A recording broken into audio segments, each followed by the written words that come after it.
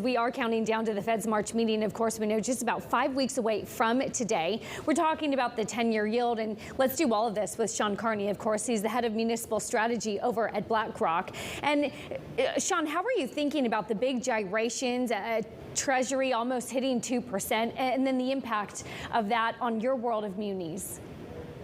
Yeah, good question. Obviously, we've seen a bit more volatility to start off the year, particularly in rates. And while rates have rejected 2% thus far in 2022, it'll be interesting to see if that ceiling remains as we get closer to liftoff.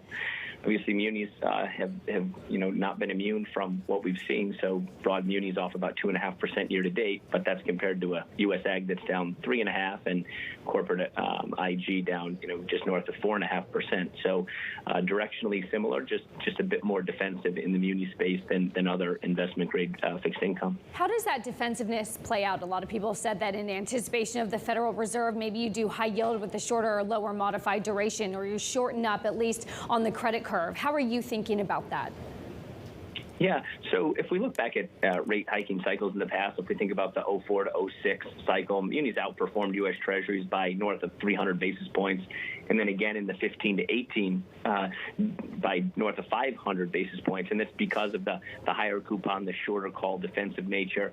I think that with what we've seen year to date, it's okay to probably extend the duration out a bit, and while we've had kind of an up in quality bias, we'll look to add back to some of the lower quality sectors with the change that we've seen in valuations. Last time we talked on this exact program, we talked about the unsustainable nature of valuations at that time, and the market has done a good job resetting. So we feel as though the short-term pain in Q1 will be rewarded with longer-term gains and a better entry point here once we get out of Q1. You know, Sean, we just have less than a minute. What about the pandemic recovery trade, airports, public transit? How are you thinking about that?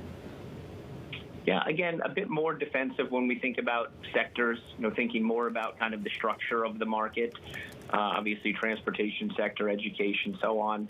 But we continue to focus on more the defensive sectors and, again, favor higher coupon, shorter calls. The pandemic recovery is something that kind of comes and goes. As we saw with the Omicron variant, who knows if we were to see, another, it doesn't mean we're fully out of the woods, but it does feel as though it's backed away from the headlines, as we saw with the jobs report just this past Friday. So favor in higher quality bonds, but willing to look at select lower credit quality as valuations adjust.